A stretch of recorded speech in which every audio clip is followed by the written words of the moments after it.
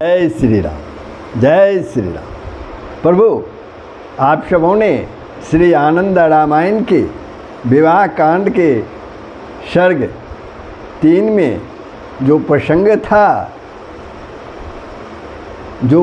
था वो था धाय माँ सुनंदा द्वारा सुमति को सभी राजाओं का अलग अलग परिचय बताना। अंत में सुनंदा द्वारा सुमति को लव के समीप ले जाना। खुश होकर सुमति का लव के गले में जयमाला पहनाना। उस समय विविध प्रकार का हर्षोल्लास होना। ये आप लोगों ने तृतीय सर्ग में, विवाहकांड के तृतीय सर्ग में ये प्रसंग सुना था। अब श्री आनंद रामायण के विवाह कांड का चौथा सर्ग प्रारंभ हो रहा है। उसमें जो प्रसंग है वो है कुश एवं लव के विवाह महोत्सव का वर्णन। दोनों बालकों से स्त्रियों का विवाह के लोकाचार देशाचार को संपन्न कराना। श्री राम आदि का वापस अयोध्यापुरी में लौटना। इसके साथ ही अयोध्यापुरी के उल्लास का वर्णन भी इसमें सुनेंगे। साथ ही नाग कन्या कुमुदवती के साथ कुश के द्वितीय विवाह का वर्णन। ये प्रसंग आप लोग के सामने अब आएगा। कृपया ध्यानपूर्वक इसका श्रवण करेंगे। लेकिन श्रवण के पहले बंधुओं, प्रभु आप लोगों से नम्र निवेदन है, अगर आपने वीडियो को सब्सक्राइब नहीं किया है तो अवश्य ही सब्सक्राइब कर देंगे, बेल आइकन को दबा देंगे, शेयर करेंगे, कमेंट करेंगे। तो अब प्रसंग प्रारंभ होता है। लव और कुश के विवाह के समय विभिन्न मंगल ध्वनि होने लगी। श्री सीता रघुनायकश्च गिरिजा शंभुर गणेश नंदी चंड मुख लक्ष्मणो च भरत कंजो भद्वः शत्रुहा सर्वे ते मनुष्य सुराश्च दितिजास्त्रीथानि नंदो नदा दिक्पाल शशि भास्करो च हनुमान कुर्वन्तु मंगलम।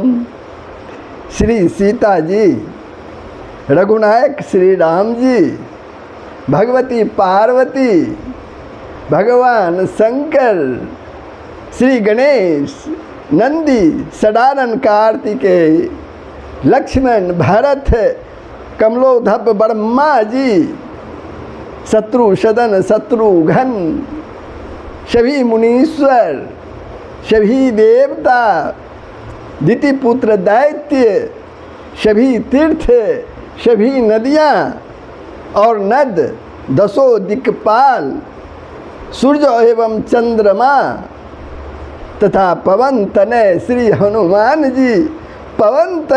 हनुमान जी, आप सभी का मंगल करे, आप सभी का मंगल करे।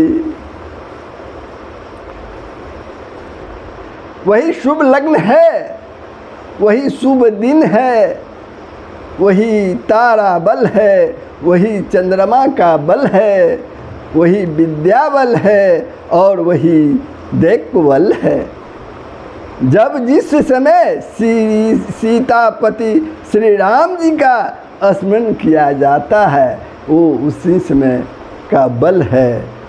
इस प्रकार की मांगलिक मंत्र ध्वनि के साथ तथा विविध प्रकार के वाद्य ध्वनि के होते समय श्री वशिष्ठ जी ने ओम पुण्याहम इस प्रकार कहते हुए उन दोनों दंपतियों के मध्य से वस्त्र को हटाया। उसके बाद वशिष्ठ जी ने पाणिग्रह विधान से उन दोनों कुश एवं लव का लाजा होम आदि समस्त वैवाहिक कर्म भली भांति संपन्न किया। उस समय दोनों पक्षों के राजाओं श्री राम तथा भूरी कीर्ति ने अनेक प्रकार के दान दिए। वे दोनों राजा अत्यंत ही आनंदित हुए। उसके बाद वे दोनों कुमार कुश और लब अपनी अपनी स्त्रियों चंपिका और सुमति को अपने साथ लेकर सीता तथा उर्मिला आदि माताओं और अन्य स्त्रियों के साथ भोजनशाला में गए। वहाँ उन्होंने गौरी महेश्वर का पूजन किया और अग्र सिंचन की प्रक्रिया संपन्न की। उसके बाद कुश ने चंपिका के साथ और लब ने सुमति के साथ भोजन किया। उसमें चारों ओर से स्त्रियां उन्हें घेरे हुए थी। शास्त्र का कहना है कि जगोपवीत संस्कार में माता के साथ और विवाह में भार्या के साथ नहीं पत्नी के साथ भोजन कर लेना चाहिए। किसी दूसरे के साथ भोजन नहीं करें, यदि करते हैं तो अपतित कहा जाता है। उसके बाद श्री राम ने भी बंधु बांधवों पूर्ववासी जनों मित्रों तथा श्रेष्ठ राजाओं के साथ राजा भूरी कीर्ति के भवन में अत्यंत आनंद के साथ भोजन ग्रहण किया। राजा भूरी कीर्ति की बहुओं के द्वारा बार बार प्रार्थना एवं आग्रह किए जाने पर सीता ने भी स्त्रियों के साथ भोजन किया। उसके बाद राजा भूरी कीर्ति अनेक प्रकार के आनंदोल्लासों की बड़े ही उत्साह से संपन्न कराया। उस समय वे दोनों वर वधू दंपति अतिशय आनंदित हो रहे थे। रात्रि के समय वे अत्यंत सुशोभित हो रहे थे।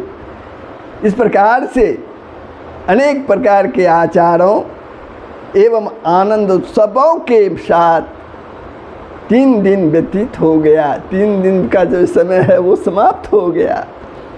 चौथे दिन की बात है, रात्रि में बांस के पात्र में सुशोभित दीपकों के द्वारा उन दोनों कुमारों की आरती उतारी गई। उसके बाद देशाचार के अनुसार उन दोनों बालकों ने अपनी अपनी वधुओं को अपनी अपनी पीठ में बिठाया और उन दोनों ने विवाह मंडप के आंगन में अत्यंत कुशलता पूर्वक नृत्य किया। उस समय सभी माताएं और सास आदि बड़े ही आदर पूर्वक आनंद से वह नृत्य देख रही थी। श्री राम से मैत्री संबंध स्थापित हो जाने से राजा भूरी कीर्ति को बहुत ही अधिक प्रसन्नता हुई। उन्होंने कुश तथा लब को अनेक प्रकार की बहुत सी सामग्रियां भेंट में प्रदान की। इस प्रकार से राजा भूरी कीर्ति द्वारा सम्मानित किए गए श्री राम ज्येष्ठ हाथियों पर विराजमान अपनी अपनी पत्नियों सहित कुश और लब के साथ लेकर सीता भाइयों पूर्ववासियों मित्रों बंधु बांधवों के तथा अन्य सभी राजाओं के साथ पूर्व की भांति ही अनेक गाजे बाजे एवं महोत्साह के साथ अपने मंडप में आए। श्री राम ने भूरी कीर्ति की इस नगरी बटपुरी में 1 मास का समय व्यतीत किया और वहाँ उन्होंने समुद्र में सीता के साथ नौका में आरूढ़ होकर अनेक प्रकार की लीलाएं की। उसके बाद दोनों बहुओं को लेकर श्री राम ने आनंद पूर्वक अपनी पूरी अयोध्या के लिए वहाँ से प्रस्थान किया। अयोध्या में पुरी की रक्षा के लिए विजय नामक जिस मंत्री को श्री राम ने नियुक्त कर रखा था, उन्होंने जब सुना कि श्री राम का आगमन हो रहा है तो उन्होंने अयोध्या पुरी को पताकाओं ध्वजों तोरणों से सुशोभित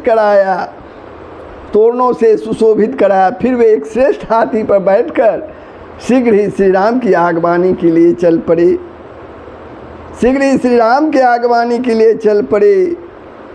श्री राम ने सभी बालकों मित्रजनों बहुओं सीता भाइयों एवं भाइयों की स्त्रियों सेना तथा पूर्ववासियों के साथ मार्ग में हो रहे नृत्य आदि कौतुकों को देखते हुए अयोध्यापुरी में प्रवेश किया। वहाँ नर्तकियाँ नृत्य कर रही थी तथा बंदी एवं मागध जन स्तुति गान कर रहे थे। अपनी अपनी स्त्रियों के साथ दोनों बालक लब और कुश श्रेष्ठ हाथियों पर विराजमान होकर अत्यंत ही सुशोभित हो रहे थे।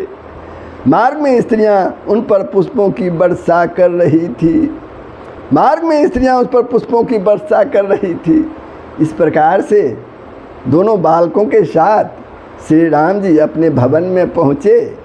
वहाँ उन्होंने दोनों बालकों से लक्ष्मी पूजन कराया और अनेक प्रकार के दान प्रदान किए। उसके बाद श्री राम ने प्रसन्नतापूर्वक विविध प्रकार के वस्त्रों तथा अलंकरणों को प्रदान कर सभी मित्रों, सभी पूर्ववासी जनों, इष्ट जनों, जनपद निवासियों आदि सभी को संतुष्ट किया।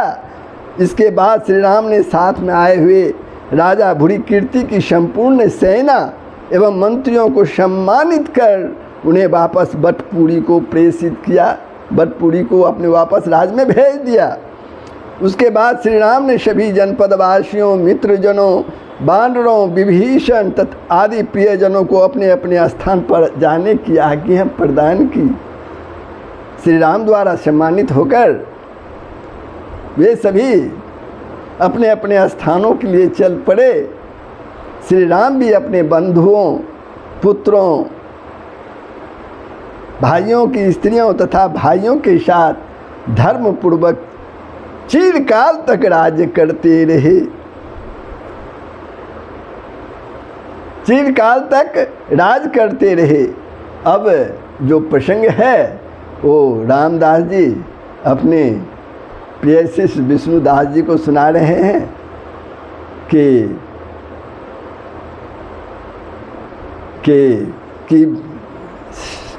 विभिन्न उत्सवों पर राजा भूरिकीर्ति प्रभु श्री राम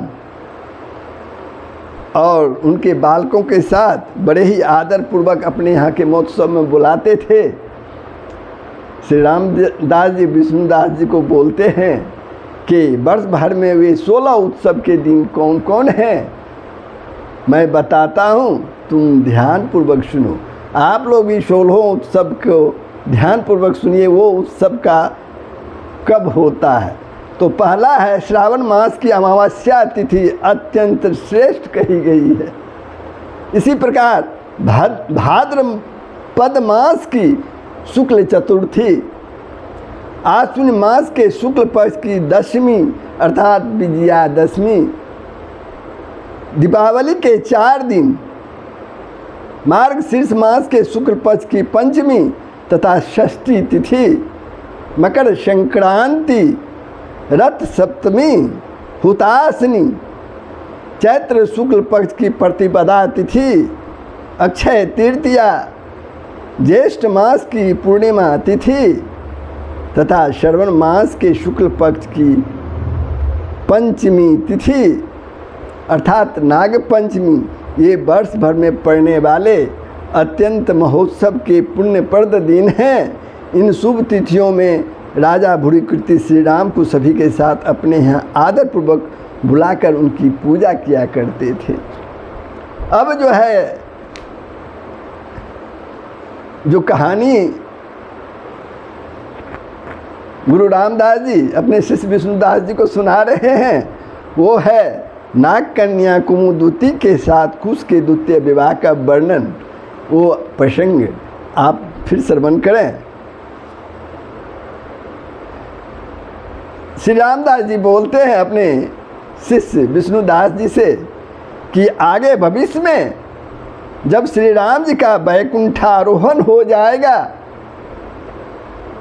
तब किसी एक दिन जब अयोध्या में कुश अपनी स्त्री चंपिका के साथ सरजू नदी के पवित्र जल में जल क्रीड़ा करेंगे, उसमें कुश के दाहिने हाथ में पहना हुआ अत्यंत उज्जवल सुवर्णमय कंकण सरजू नदी की जल में गिर जाएगा। सरजू नदी के जल में गिर जाएगा। उस समय उस जल में स्थित कुमुद नाग की बहन कुमुदवती उस कंकन को लेकर अपने भवन में चली जाएगी। तब कुश कंकन को प्राप्त करने के लिए बाण का निशाना साधेंगे। वे सरजू नदी के जल का शोषण करने के लिए सन्नद्ध हो जाएंगे, उद्यत हो जाएंगे। तब सरजू नदी कुमुद के समीप जाकर कंकन प्रदान करने के लिए प्रार्थना करेगी। तब नागराज कुमुद कुश को अत्यंत क्रुद्ध देखकर भयभीत हो उठेंगे और अपनी बहन कुमुदवती को लेकर वे कुश के पास आएंगे और कुश को प्रणाम करेंगे तथा अपनी बहन उन्हें सौंप देंगे। वे कुश को उनके कंकन सहित अन्य भी अनेक रत्नों की भेंट प्रदान कर उनके साथ मित्रता कर लेंगे। तब कुमुदवती कुश की दूसरी भार्या होगी, दूसरी पत्नी होगी। उससे कुश को जो पुत्र प्राप्त होगा उसका नाम अतिथि होगा। उससे जो कुश को पुत्र प्राप्त होगा उसका नाम अतिथि होगा। कुश की प्रथम पत्नी राजा भृतकीर्ति की पौत्री यानी पोती चंपिका से कन्याएं ही उत्पन्न होगी, पुत्र नहीं।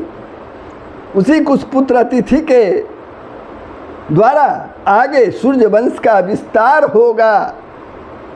इस प्रकार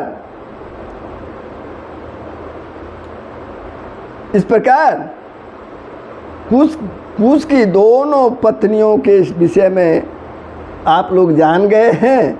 कुश अपने भवन में तथा लब अपने भवन में अपनी अपनी स्त्री के साथ सुखपूर्वक निवास करने लगे।